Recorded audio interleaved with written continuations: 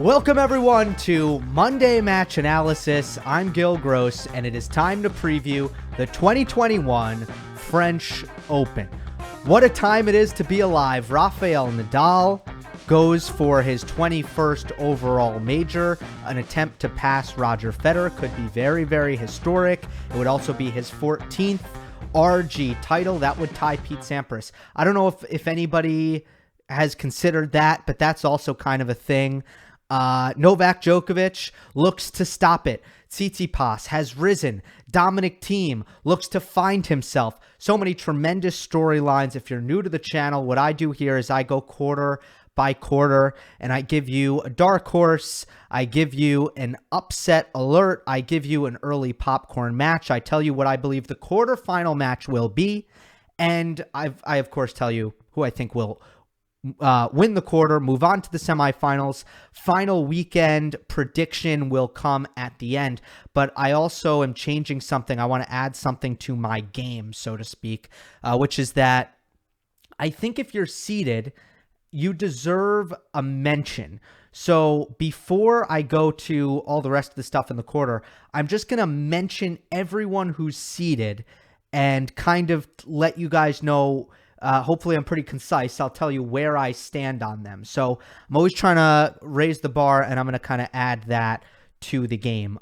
In between the second, I'm going to do the first two quarters, but before I do the third quarter, which is team's quarter, I want to talk about the fact that Nadal, Djokovic, and Federer are in the same half. I think it's more important that Nadal and Djokovic are in the same half because those are the contenders to win the title. I have an opinion. I have an opinion on the fact that they are on the same half, and I don't think it's an opinion you will have heard anywhere else. So you can agree with me, you can disagree with me on it, but I do think it's a unique opinion. I haven't seen it anywhere else, and I truly believe it. So make sure you stay for that.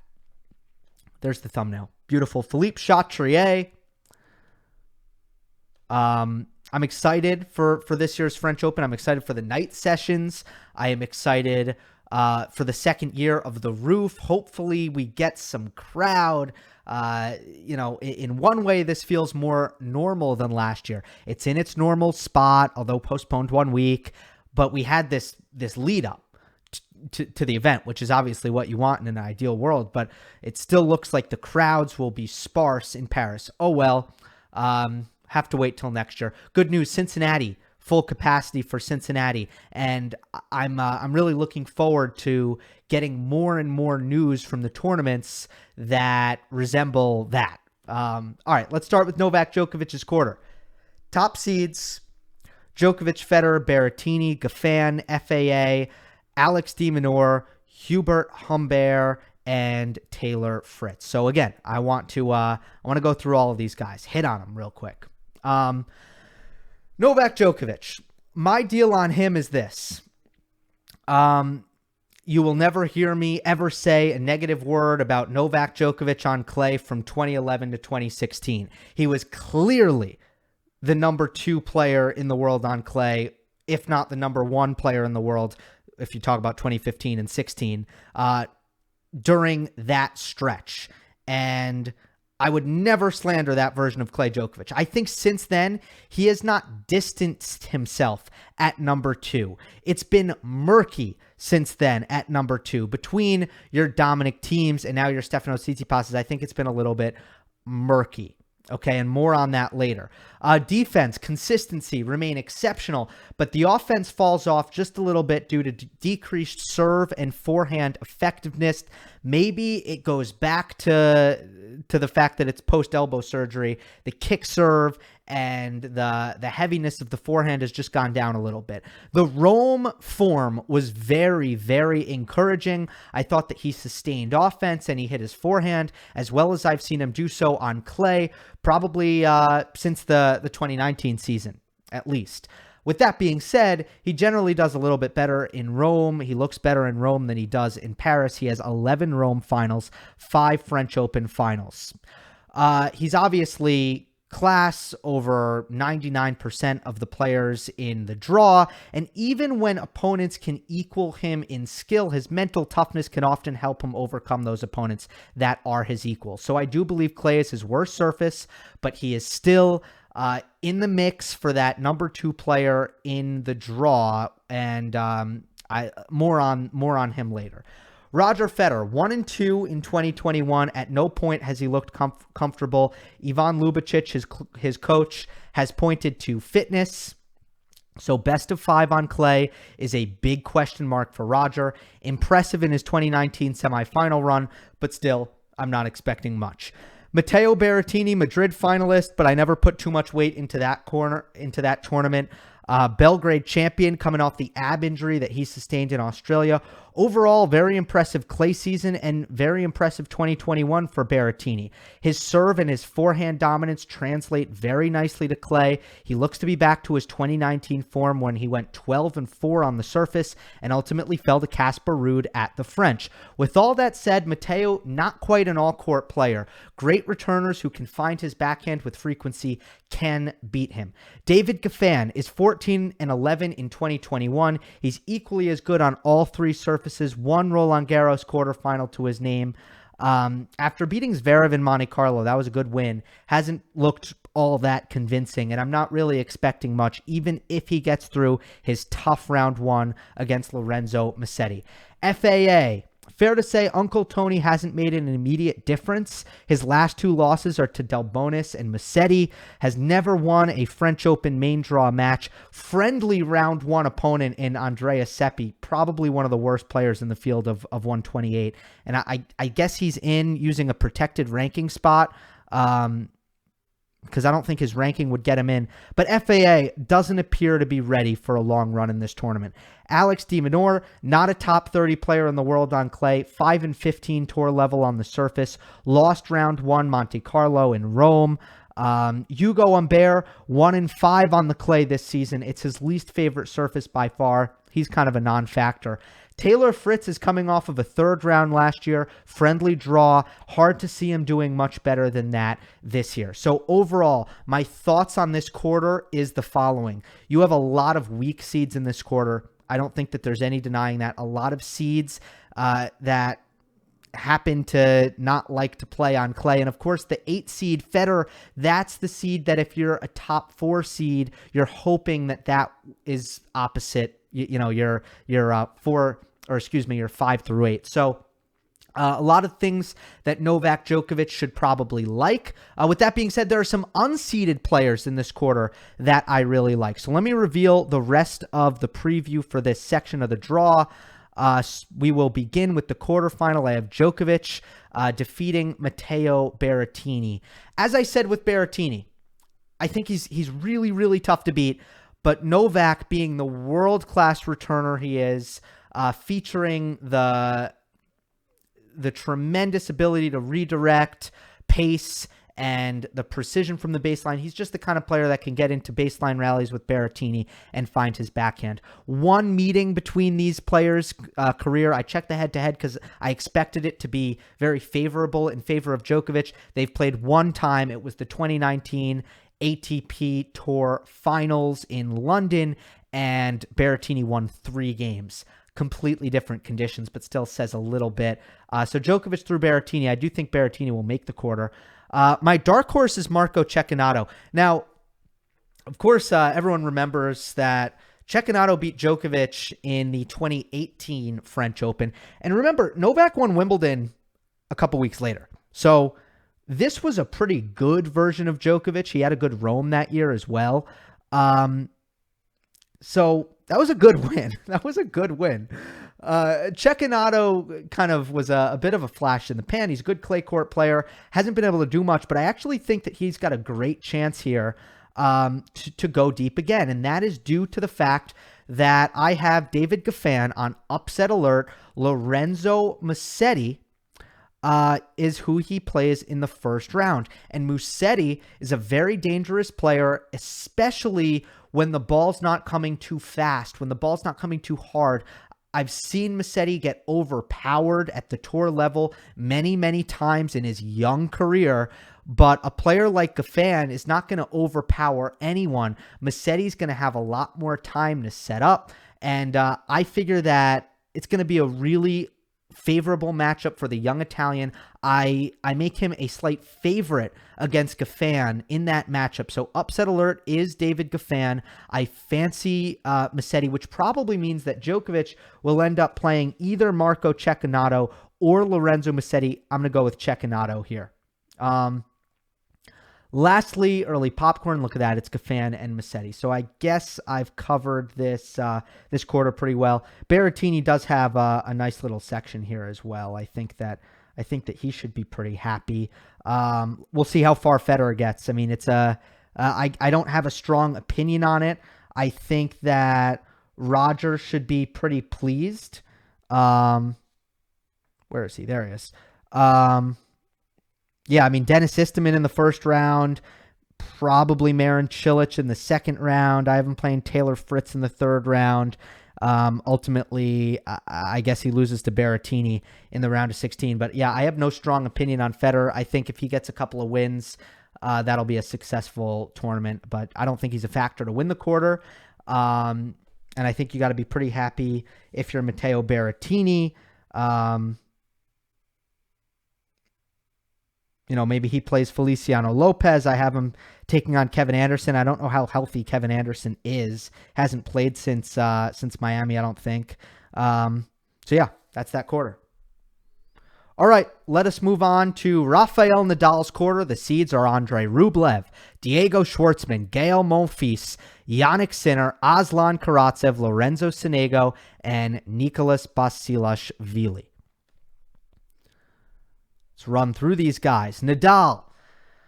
All right, Rome and Barcelona champion. A few points could have gone the other way, and maybe we could be looking at Nadal heading into Roland Garros with 0 clay court titles, but that is not how the cookie crumbled. He comes away with 2 titles, a very impressive performance, probably his best match of the season against Novak Djokovic in the Rome final. That's how you like to end it if you are Rafael Nadal. Going for Roland Garros number 14, 21st major, as I said at the top. They've already made a statue for him at RG, so that tells you kind of everything you need to know. Struggled with his serve until the Rome final, but the ground game really just got better and better until it got to a point where it looked pretty dynamite. So not much else to say on Nadal.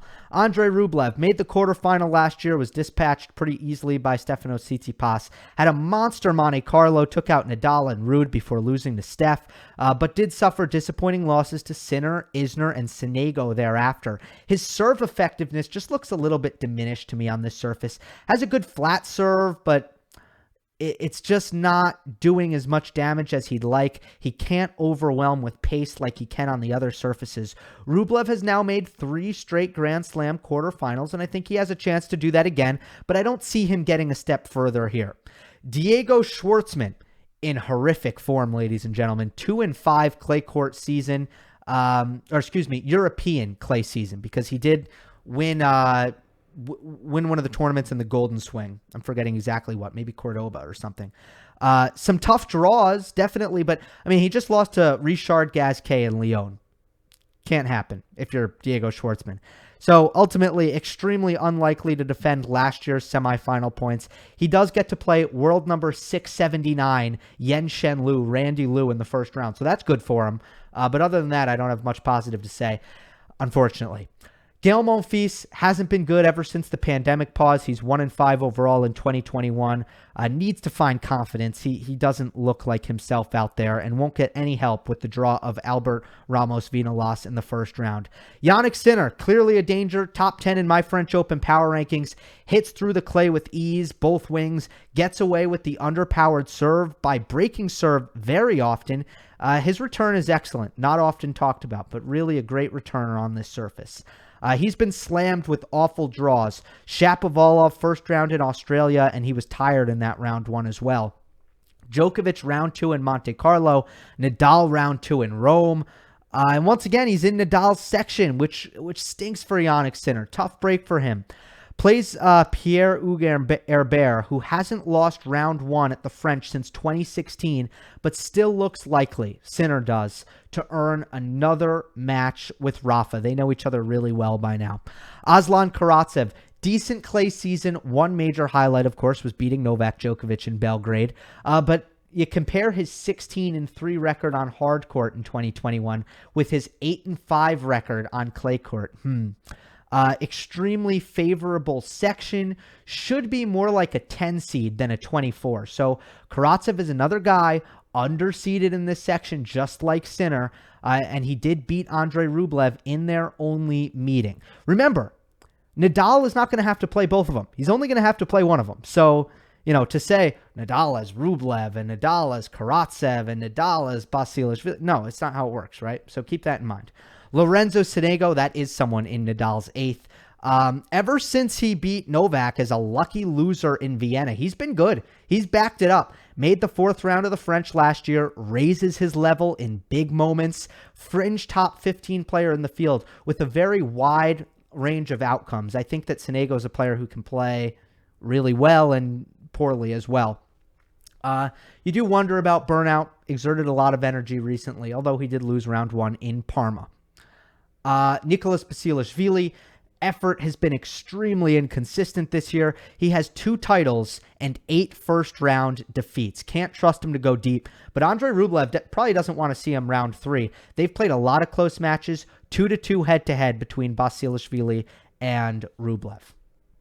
All right, great reveal. Rest of the quarter. Boom, quarterfinal.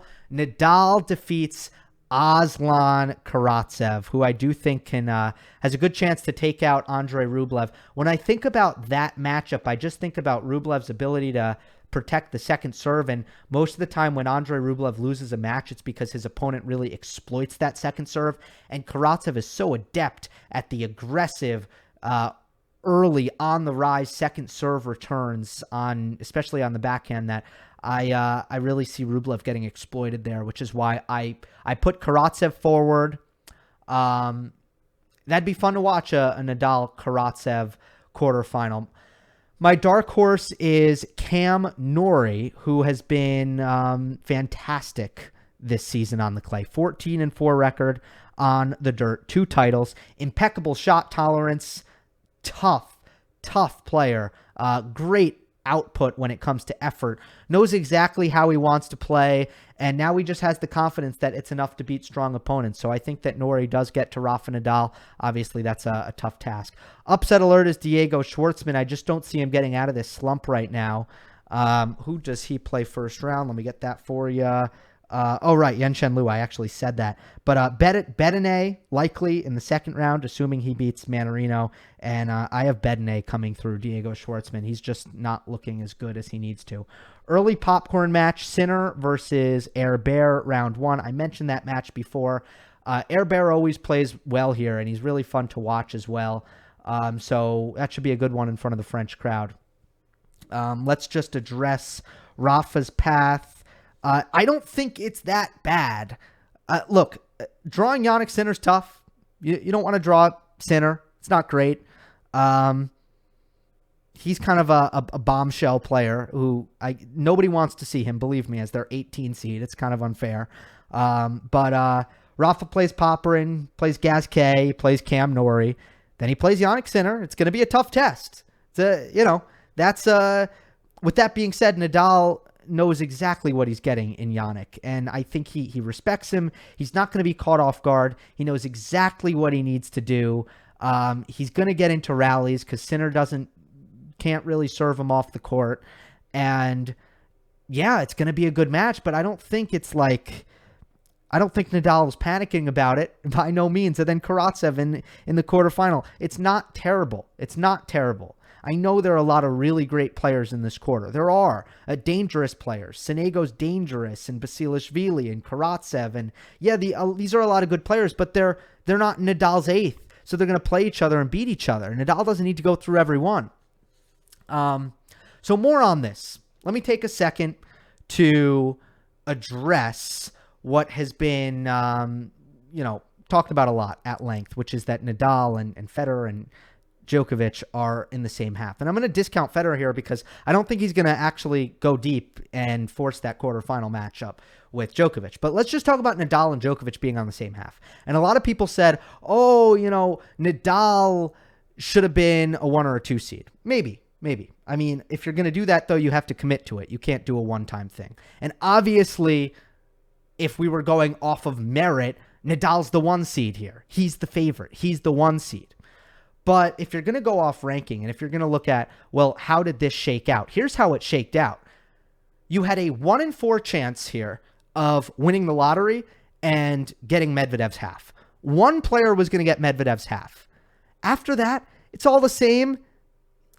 You cannot say that Novak Djokovic is that much more threatening than Stefanos Tsitsipas that it's like some big disadvantage for Nadal to have to play Djokovic in the semifinal and then potentially play Tsitsipas. I'm just not buying that. They're too close. If you're going to split these up into tiers, and some of you will say, well, Djokovic is more dangerous than Tsitsipas. Others of you will say, actually, no, Tsitsipas is more dangerous than Djokovic on clay, specifically on clay and only on clay. Some of you might say that, right? Well, regardless, not here to have that argument. Not here to have that debate. They're in the same tier. They are in the same tier. Stefanos Tsitsipas is coming off of he just beat Nadal best of 5 in Australia. He served for the match in Barcelona. He went 5 sets with Djokovic at Roland Garros. What more do you need to see? He's right there, right there. Novak Djokovic, as I said at the top, I don't think he's just distanced himself as the clear number 2. When Thiem gives him a 5-set match in the semifinals. Tsitsipas gives him a 5-set match in the semifinals. And I think that's what we can expect to see. It's his worst surface now. It is. So I actually think Nadal should be happy to see Djokovic in the semifinals. Here's why. If you're going to play Stefanos Tsitsipas, you want to play him in a major final. He's never been there. That's going to be the knock on him. The knock on him is he going to be able to handle a moment if he gets there? And would Nadal rather play Tsitsipas in a semifinal or a final? A final! A final! You don't know how Stefanos, who's never been there, is going to handle that moment. And there's a good chance not so well. Seriously, there's a great chance. That's what we've seen out of all of these guys. Thiem didn't handle it well. Zverev didn't handle it well. In their respective first trips to the major finals. Yes, Thiem was technically outclassed as well. It would be completely reasonable to expect that you get a less dangerous version of Stefanos Tsitsipas in the final than you would in the semifinal. So I think Nadal should be pleased. I don't think he's thinking about that, but from an analysis perspective, I think it's advantageous for him to play Djokovic, who's never going to be overwhelmed by a moment. Doesn't matter when you play him. In the final and the semifinal, it's going to be the same Novak Djokovic. Seriously. Versus Tsitsipas, you're going to get a more relaxed version of him if you play him before the final. He's not going to be relaxed playing his first major final. We saw it just a couple months ago in Miami. Wasn't relaxed playing that Masters final. Looked better in Monte Carlo. That's my thing. All right, let's move on. Dominic Thiem's quarter, top seeds. Thiem, Alexander Zverev, Roberto Bautista Agut, Casper Ruud, Hubert Hurkacz, Karen Khachanov, Dan Evans, Fabio Fognini. Quick sip of coffee for me. All right. Dominic Thiem was actually impressive in his return. Made the Madrid semis when I don't think anyone was expecting much of him. But since then, he's lost 2 out of his last 3 matches. Got killed by Norrie in Lyon. I don't know why he even played the event. Not looking right mentally, looking a bit frail physically, both in the legs and the hand blisters, all just signs of a player who hasn't played enough matches. To me, there's still time for Thiem to find his form in time for difficult matches in Paris. He's gotten a week to hit the practice courts, maybe a couple of wins against lower ranked opponents can really help him find his stride. But ultimately, while I acknowledge that's a possibility, I don't anticipate it happening. He's someone who thrives off of confidence, the confidence to go for huge shots in the biggest spots. And he's someone who doesn't handle fatigue very well either, which means that if his fitness is at all compromised, it's not going to be good when somebody kind of brings him into the trenches. So I don't see Thiem as a great candidate to find his form at a rapid pace. Alexander Zverev won Madrid, but a 4-3 loss record on clay outside of that run is not overly encouraging, and Madrid is not a tournament that you want to put tons of weight into when you project French Open results. Zverev is quietly having a very inconsistent season. Lots of bad losses, masked by a couple of great results, but he's no longer getting upset at Grand Slams. He's made 5 straight fourth rounds or better. Zverev doesn't use his transition game as much as I think he should on clay. He falls into overly passive habits too often. He did that against Jannik Sinner last year, lost that match, said he was sick, but I thought the tactics were terrible, and I think he's still prone to doing that on this surface for some reason. When he is using his entire arsenal, he's very hard to beat. But I would critique Zverev. I would say, he's kind of flipping the switch on and off and on and off and on and off. And I don't love that. That could come back to bite him. And ultimately, I still question his nerves if he can go really deep in this tournament, his nerve management. RBA. Roberto Bautista Agut, flat hitter, trouble with the high balls. It makes clay RBA's worst surface. He's always going to be decent, but never great in Paris. Casper Ruud has made 3 straight clay Masters semifinals. He's got a 15-4 record on the surface in 2021. Made the 4th round in Australia. That was his best result in the major. He is 10th in the race to Turin. If you have not noticed Casper Ruud, notice him right now. 22 years old, finally kind of physically mature enough to succeed in best of 5. His confidence is also much higher than it's been when he was younger. Plays with the kind of net margin and the RPM that would make Nadal proud. And by the way, he's trained with Nadal extensively at his academy, really since the age of 19. He is the closest thing Rafael Nadal has to a protege, to a disciple. Ruud is far more threatening than his number 15 seed says he is. Moving on to Hubie Hurkacz, 1-3 on the clay this season, 1-3 lifetime at Roland Garros in the main draw. He's more of a pace redirector, not much of a pace generator, and that just makes him not much of a threat here. Karen Khachanov quietly has done great in Paris, 3 round 4s here and a quarterfinal since 2017. Time is money for Karen Khachanov, and when he's got time to take his big backswings and to kind of set up for his forehands and hit from stationary positions, that's when he's pretty good. Given his overall game, I don't know, it probably seems more likely that he loses in round 4 or before than he passes that marker. But still, Karen Khachanov is someone who you got to start to pay attention to in Paris, just a little bit, not a huge threat. Dan Evans, Monte Carlo is kind of an outlier when it comes to Evans' body of work on clay. He can't get to net as often as he'd like. His slice, both on the backhand and on the serve, is not as damaging as he wants it to be. I'm not expecting a run out of the British number 1. Fabio Fognini, still talented, but appears to be going in the wrong direction right now. His dangerous game is kind of offset by his tendency to lose focus at points during a match and during a tournament. His best result is a quarterfinal all the way back in 2011. He hasn't been back since then. All right, overall thoughts on this quarter. I think it's a fairly intriguing one. It's all about, I think it's somewhat wide open. And I think this is the quarter that maybe we see a surprise at. And that is reflected in my prediction. Casper Ruud defeats Alexander Zverev in the quarterfinal. I do think Ruud will be a trendy pick, a popular pick, especially to go through Dominic Thiem. For Zverev, I'm just kind of punishing what I've seen as just selective intensity this season. I just question someone's ability to turn it on and turn it off, as I kind of said. And I just don't know if we get the best version of Alexander Zverev. I do think if Zverev plays his best, it probably would be too much for Casper. I'm also kind of accounting for the fact that Zverev is, to me, not a lock to get to that quarterfinal match. Not an absolute lock. Casper Ruud, I really do love him to break out here. I think he's got a great baseline game on the clay with just, again, high margin offense coming from his forehand, good movement, patience now. He used to not have patience. He also has patience. He hangs in rallies. He directs his backhand to set up the forehand really, really well. Goes down the line with his backhand now, which was also a challenge for him in the past. He's just ready. He's ready to make that breakthrough at the French. My dark horse is Kei Nishikori. Continues to play better and better and better. Had a real shot at beating Alexander Zverev in Rome. Kind of had that match won and didn't get it done, but it's likely he could get a rematch and another crack at that.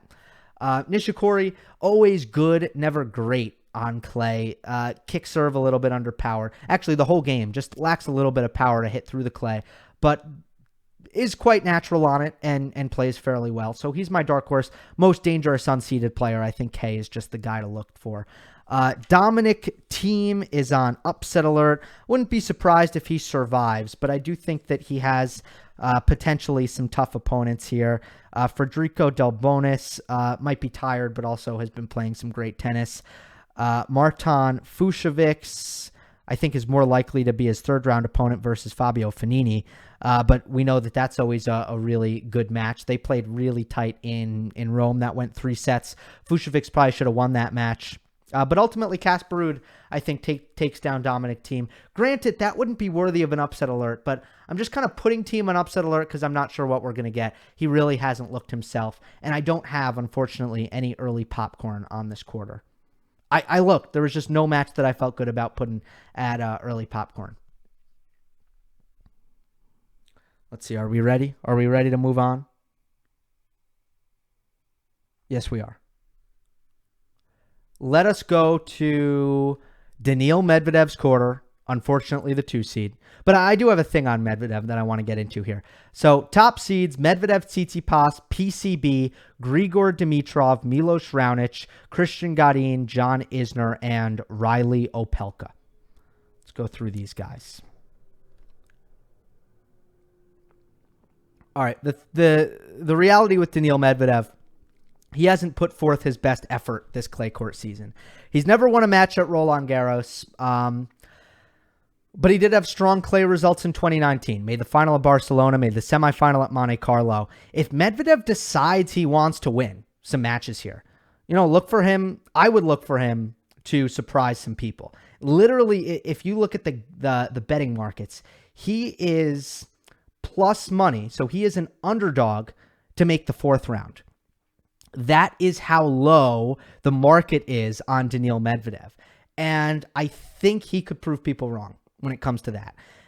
Because he just needs to start trying. That's all. His consistency, his rally tolerance, his shot tolerance, so to speak, that should be enough for him to win matches against a lot of players on clay.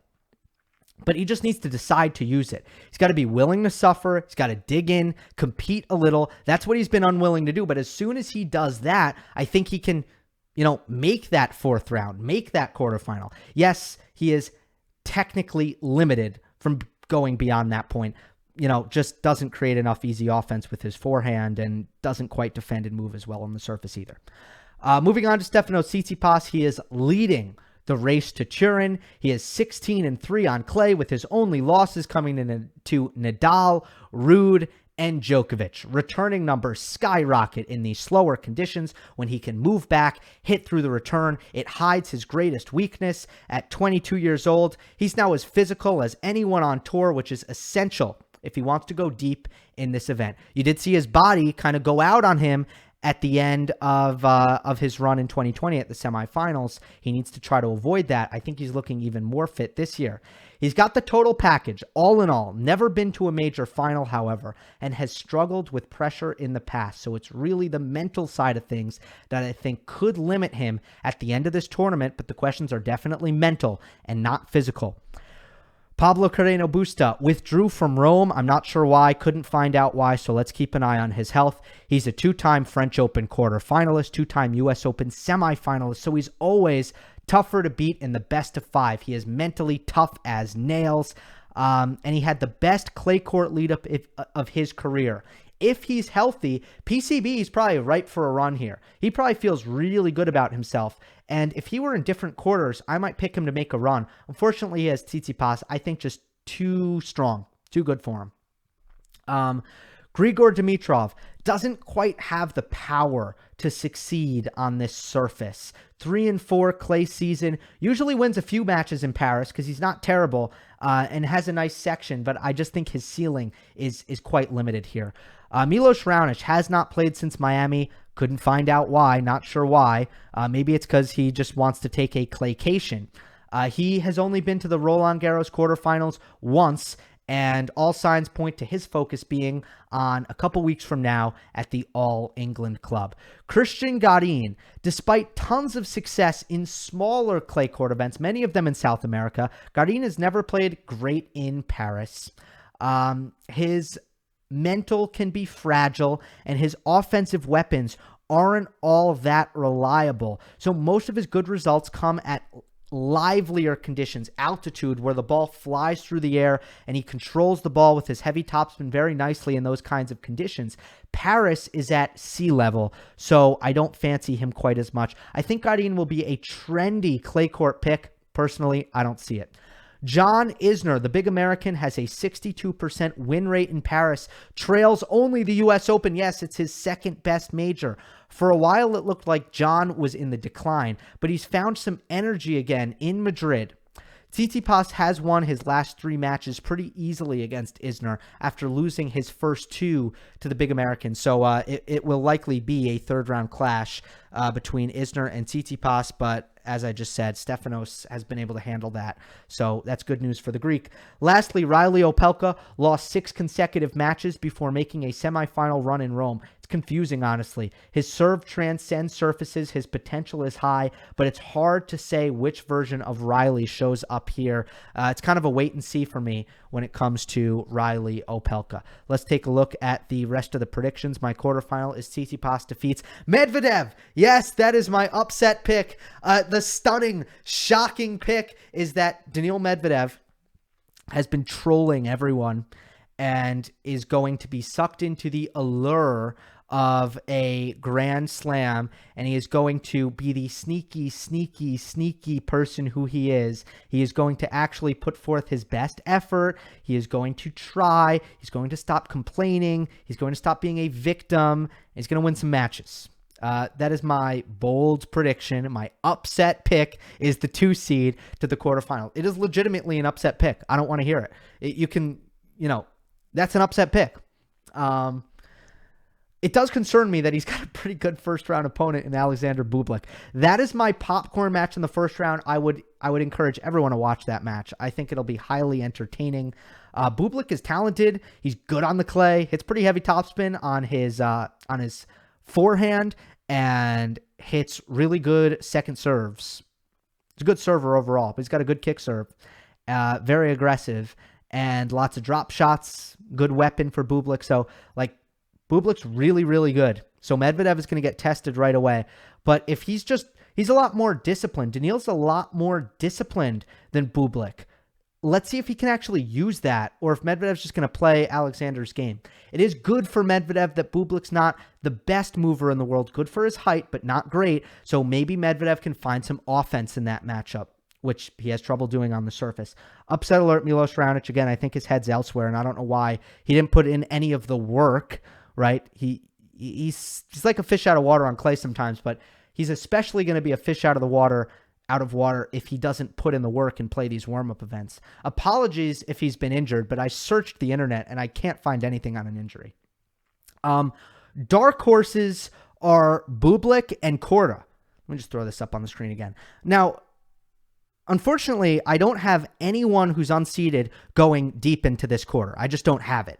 And that's because both of my dark horses, both of my favorite unseeded players have terrible draws. Sebi Korda, who is in the final in Parma, which will be played tomorrow, which I don't even like because that makes him tired.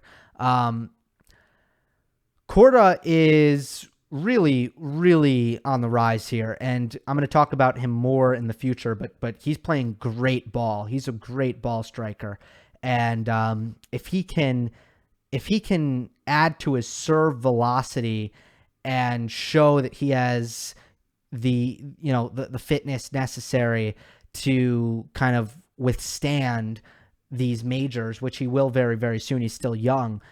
He's going to be a player. He's going to be the next number one American, and I think he's going to be the best American we've seen in quite a bit. Unfortunately, he draws Stefanos Tsitsipas, so he probably can't get through that. And Bublik has Medvedev in the first round, and I don't really think he gets through that. But look out for both of those players. If they happen to pull off the miracle upset, they are my dark horses. So Tsitsipas defeats Medvedev. Here's my path for Steph real quick. Jeremy Chardy, tough first round. Then he gets through Korda, then John Isner, then Pablo Carreno Busta, and then Daniil Medvedev. Tsitsipas won the lottery here. Everyone wants to be in Medvedev's quarter. Only one player was going to get that good fortune. It wasn't Nadal. It wasn't Djokovic. It was Tsitsipas. That was it. So I don't think Nadal or Djokovic got unlucky. I don't think Nadal got unlucky. It's just one player was going to get lucky.